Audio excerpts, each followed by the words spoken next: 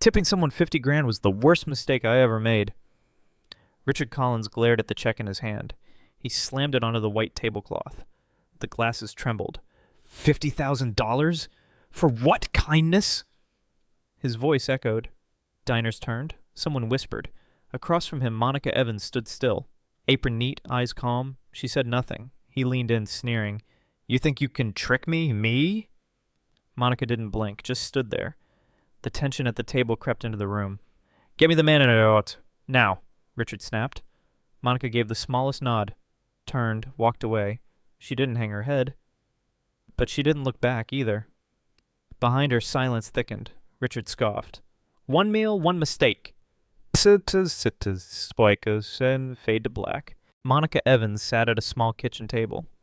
A single lamp glowed above her. Stacks of handwritten letters lay neatly beside an open envelope.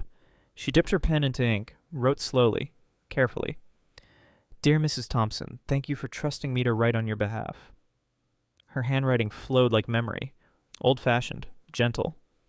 She folded the letter, slipped it into the envelope. Beside her, a tin box held dozens more. Notes she'd written for elderly neighbors, for students, for people who couldn't write. She sealed the flap, pressed it with her palm. In the next room, two small voices laughed. Monica smiled faintly. Her hands bore small ink stains. She wiped them on her apron, stood, and picked up the letters. Outside, the mailbox creaked open in the wind. She slipped them in one by one. The street was quiet, just like her life. Monica wiped the kitchen counter, slow and steady. Jordan rushed in, holding a wrinkled worksheet. Mom, what's habeas corpus? She looked up, surprised. It's a right, to not be locked up without reason. He nodded and ran off. She paused. Her hand gripped the edge of the sink. In the cupboard above, behind the sugar, sat an old law textbook. Its spine cracked, pages marked in yellow.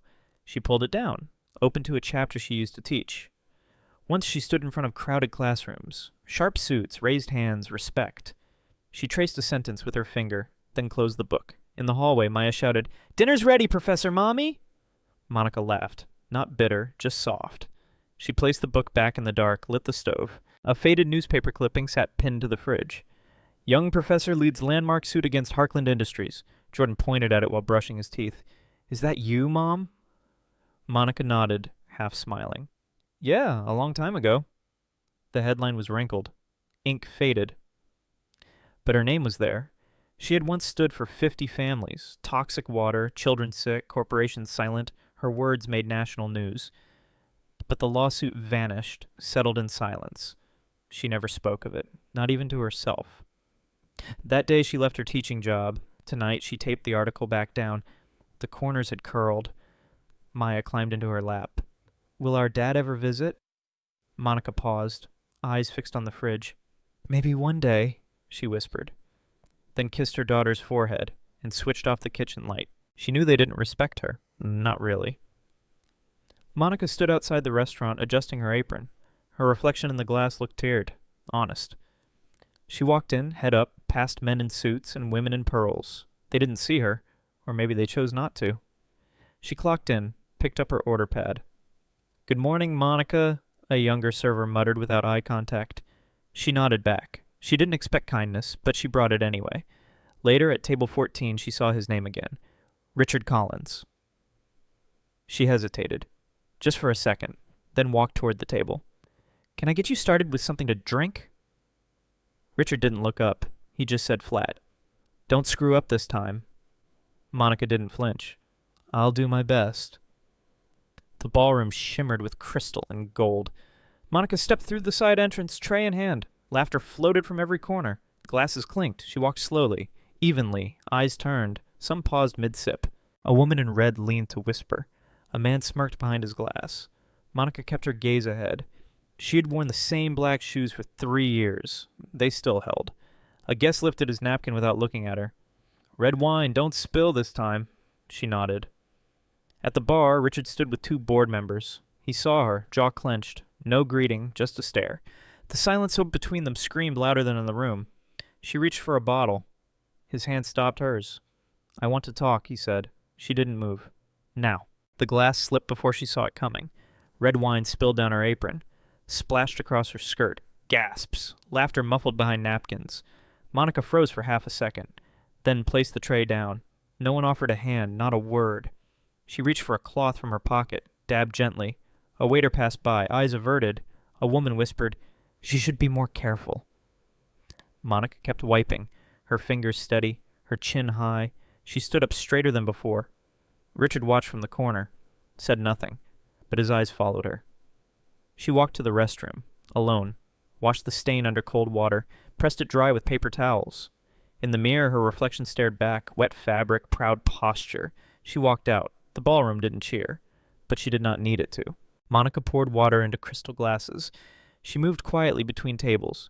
Careful, controlled. Victoria Langston in emerald silk waved her hand impatiently. "You missed one, sweetheart." Monica turned. "I'll take care of it now, ma'am." Victoria leaned back, voice loud enough to carry. "Back in my day, we had servers who knew their place." Forks paused. A few glances shifted. No one spoke. Monica's eyes didn't move. She simply set the final glass down. Victoria wasn't finished.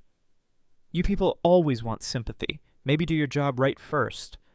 Monica stood still. Her knuckles whitened around the pitcher, but her voice stayed calm. "Enjoy your evening." She turned and walked away. Behind her, a drop of water dripped from the table's edge. One, then another. At the back of the room, Logan Hart adjusted his cufflinks.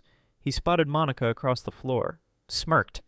"Well, I'll be damned, she actually showed up," he muttered to Richard. Richard didn't respond, just sipped his drink. Logan chuckled low. Thought she'd crawl back under whatever rock she came from. Monica passed near. Logan didn't lower his voice. "Careful, sweetheart. These floors are worth more than your rent." She didn't stop, didn't flinch. Logan leaned in. "She's bold. I'll give her that. But they always think kindness buys them a seat." Richard turned, his expression unreadable. "Logan," he said flatly, "do me a favor. Shut up." Logan blinked, startled, but said nothing. Monica disappeared into the kitchen. Logan's smile faded. Just a little. Outside the ballroom, near the valet line, a little boy stood alone. Tears welled in his eyes. His jacket hung crooked. Monica knelt beside him. "Hey there, are you lost?" He nodded, sniffling. She took his hand gently, scanning the crowd. A woman rushed over seconds later. "There you are!" Monica smiled. "I found him near the curb." The woman scooped the boy up. No thank you, no glance, just turned and walked off. Monica stood still, her hand still half raised. Behind her, a man muttered, "She's always looking for attention." She let out a quiet breath, then straightened her back. Richard, watching through the glass door, said nothing, but for the first time that night, he looked curious, just a little. Monica refilled water glasses at table 6. Victoria sat poised, fingers curled around her wine. She leaned in, voice light but sharp. "You know, all that helpfulness, it comes off a little rehearsed." Monica didn't respond. Victoria kept going. "Helping old ladies write letters, saving lost kids, sweet. But real generosity doesn't need an audience." Monica looked up, steady. "I wasn't performing." Victoria raised an eyebrow. "Of course not. That's what makes it so convincing." Laughter fluttered from the table. Monica stepped back. "I'll bring more bread," she said quietly. As she turned, Victoria added, "Some people are just desperate to be noticed." Richard overheard it, from 2 tables away. He didn't interrupt, but his hand tightened around his glass, and didn't let go. All seats were taken. Monica stood near the wall, hands folded, tray empty. The MC stepped onto the stage, smile wide. "And now, just for fun, let's hear a few words from someone who truly serves." Polite laughter.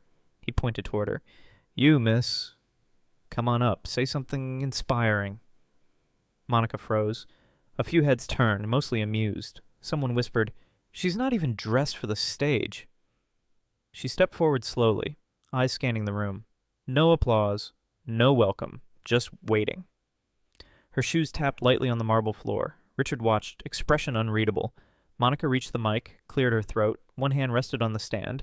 The other, still ink-stained, held the edge. She looked up.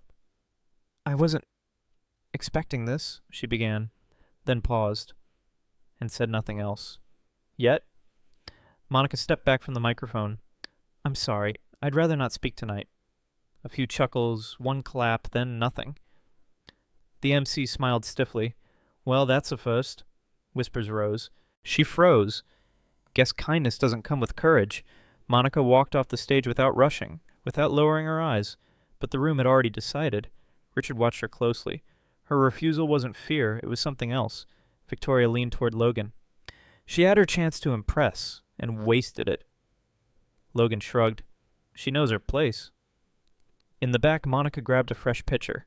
The tray wobbled slightly in her hands, but she held it steady and kept walking. Near the back, an older man adjusted his glasses. He squinted as Monica walked past. "Wait a minute," he whispered. His wife leaned in. "What is it?"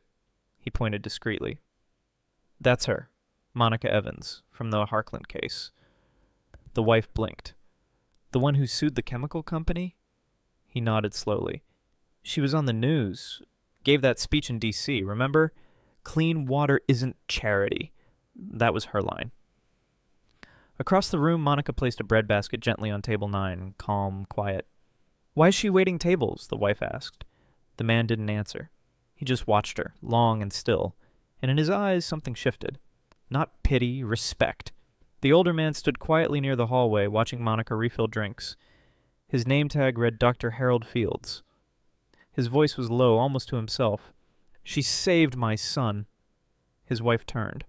"What?" He nodded. 20 years ago, he was one of the kids poisoned by Harkland's waste." He swallowed hard. "No lawyer would touch it.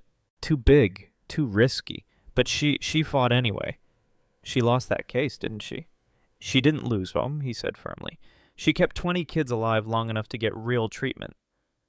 His eyes misted. "She came to the hospital every week, read to them." He looked toward her again. "And now she serves water like she was never more than help."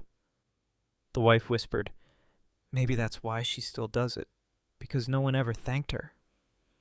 Logan Hart sat near the bar, glass half full. He watched Monica from across the room, not with smirk, not with scorn, just still. She moved table to table, silent, measured. She refolded a napkin someone tossed carelessly, straightened a crooked place card, then picked up a fork someone had knocked to the floor, without a sound. Logan's fingers tapped against his glass. For the first time, he really looked. No uniform could dull the grace in how she moved. No silence could hide the weight she carried. Victoria passed behind him. "She's exhausting to watch, isn't she?" He didn't answer. He just kept his eyes on Monica, and the tapping of his fingers stopped. Monica stepped out of the kitchen, holding a tray of fresh coffee. Victoria blocked her path near the dessert table. "No more refills," she said, lips tight. "You have had your moment." Monica paused. "I'm just doing my job." Victoria's eyes narrowed. "This isn't your stage. It never was." A few guests turned.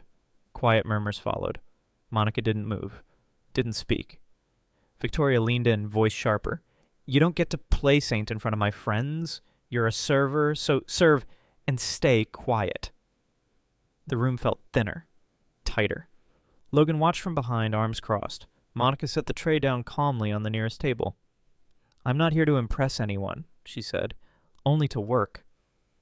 Victoria didn't reply, but her face said everything, and Richard, standing near the bar, had heard every word. Monica picked up the tray again. Victoria took one step closer. "I think it's time you left." Monica didn't blink. Her voice stayed even. "I'll leave when I'm done here." Simple, calm, final. Victoria froze. The guests nearby looked away, some out of discomfort, some out of respect. Logan exhaled slowly, almost a nod. Richard, now standing near the bar, watched every second. He checked his phone. A new alert flashed. "Transfer complete. $50,000 to Monica Evans." His brows pulled together. He looked back toward her. Monica had already moved on, pouring coffee into a cup, steady hands, eyes focused. She wasn't hiding. She wasn't explaining. She was just finishing what she came to do. Monica moved quietly between tables, clearing plates. The MC's voice echoed from the stage again. "And before dessert, let's bring back the lovely lady who's been serving us all night." She froze. A few claps, a few smirks. He smiled wide, tapping the mic. "Come on now, just a few words. Let's not be shy." Monica shook her head gently, but the spotlight had already turned toward her. Someone nearby nudged her forward. "Go on, make it count." She stepped back. "No, thank you." The MC laughed awkwardly. "She's modest, folks. That's rare these days."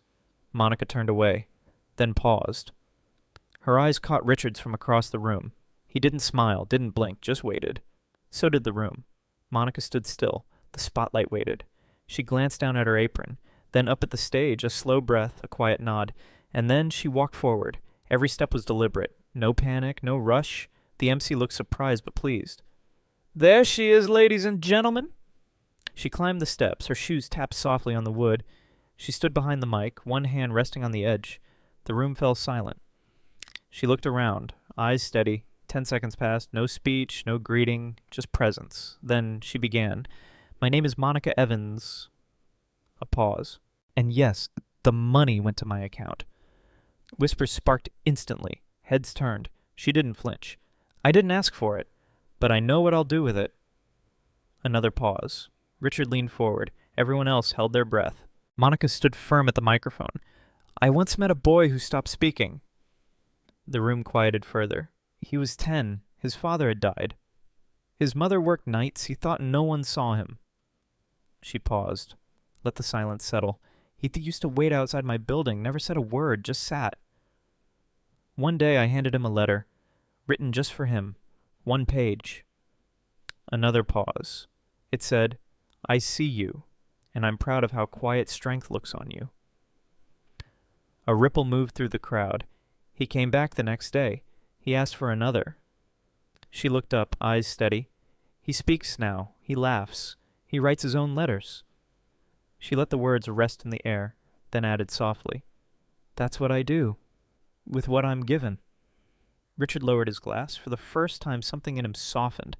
Logan shifted in his seat. The story still echoed in his head. He stared at Monica, frozen. Across the table, Victoria sipped her wine, unaware, but Logan wasn't hearing the room anymore. He was 10 again, sitting outside a library, silent, lost. A woman had handed him a folded paper. He hadn't remembered her face, only the words. "I see you, and I'm proud of how quiet strength looks on you." He had memorized that line, read it every day until the paper tore. Now, 20 years later, she was standing in front of him, not a stranger, his lifeline. His hands clenched under the table. He looked at her differently now, not with pity, not with pride, with something closer to shame. He had mocked her, and she had once saved his brother. No, she had saved him. Backstage, Monica opened her small leather pouch. She pulled out a folded, yellowed envelope. Richard stood nearby, watching in silence. She held it up gently. He wrote this when he was 12. Richard glanced down. The handwriting was messy, but clear. "Thank you for seeing my brother when no one else did. My mom says you're a good woman. I think she's right." Oh, Logan Hart. Monica didn't smile. She didn't gloat. "I kept it," she said quietly. "All these years, I never forgot his name." Logan stood just behind the curtain. He saw the letter, saw her hands. His throat tightened. He turned away, and for the first time that night he said nothing, because everything had already been said. Monica stepped back into the ballroom. No music played. No one spoke. Every table had actually turned toward her, not with mockery, not with pity, with something quieter, heavier, respect. A woman near the front gently lowered her fork. A man folded his hands in front of him. Even Victoria said nothing. Monica crossed the floor slowly, tray held firm. She didn't smile, didn't nod, just moved through the silence. Logan watched her from his seat, eyes lowered. Richard stood still, glass untouched. He followed her with his eyes, and in that stillness one truth settled over the room. She didn't need their applause. She never had. She had already stood taller than anyone in the room, and they had just started to see it. Monica stepped back toward the mic one last time. The room remained still. She glanced across the faces, some lowered, some locked on her. "I've written thousands of letters," she said, "to people who never got invitations, who never sat at tables like this." Her voice was soft but clear. "They didn't wear name tags or speak in toasts, but their worth was never smaller." A pause. "I've served in both rooms, courtrooms and kitchens." Her eyes lifted slightly. "And I've learned this, a beat. Value doesn't come from the guest list." Silence again. Then slowly one person clapped, then another, until the room gave in. Not loudly, not for show, but enough, just enough to mean something. Monica stepped back, tray in hand, the spotlight dimmed. Logan stood up, slowly. His chair scraped against the floor, all eyes turned. He walked toward the stage, no smile, no speech prepared, just something heavy behind his eyes. He stopped beside Monica, cleared his throat. "I said things tonight I regret." No one interrupted. He looked at her, not past her. "I didn't know that it was you, that it ever was." He turned to the room. "I mocked someone who once gave me a reason to speak." Monica stayed still. He faced her again, Voice low. I'm sorry, and thank you. He stepped back, hands at his side. No applause this time, just a quiet understanding, and for once Logan didn't care who was watching. Richard stepped forward, calm but certain. He joined Monica and Logan near the mic. The crowd held its breath. Richard spoke clearly. I believe in impact. Real, lasting impact.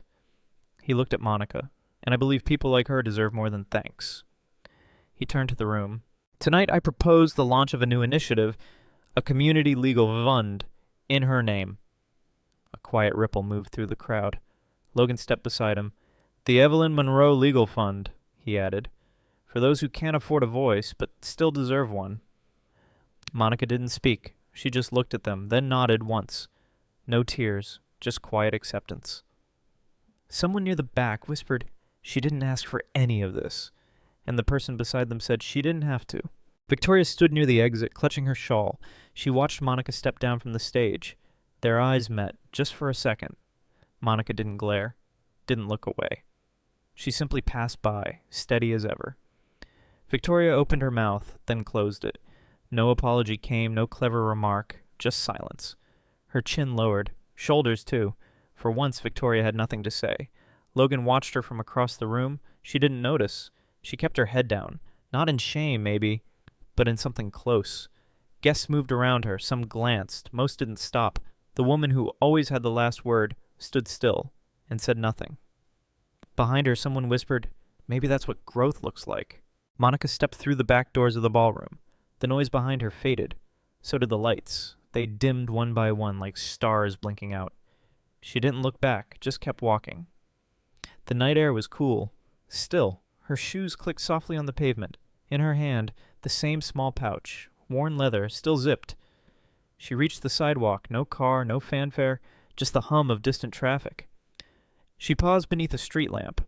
The light cast her shadow long across the ground. Not grand, not small, just steady. A voice from behind whispered her name. But she kept facing forward, eyes calm, steps sure. She had nothing to prove, and nowhere to be, except exactly where she was. The door to Monica's home creaked open. Two small voices called from inside. Mom, you're home! She stepped in, closed the door gently behind her. The light in the hallway was warm, familiar. She placed her pouch on the table, removed her shoes. No applause, no spotlight, just peace. Then narration begins, slow and even. Your worth doesn't need approval. It isn't measured by applause, titles, or guest lists. It lives in how you show up when no one's watching. And when the world misunderstands you, stay steady. Because value doesn't ask permission. She sat beside her children. One climbed into her lap. Her eyes softened. She said nothing. She didn't need to. Voice fades in one last time. Have you ever been judged unfairly? Type me too in the comments if you understand.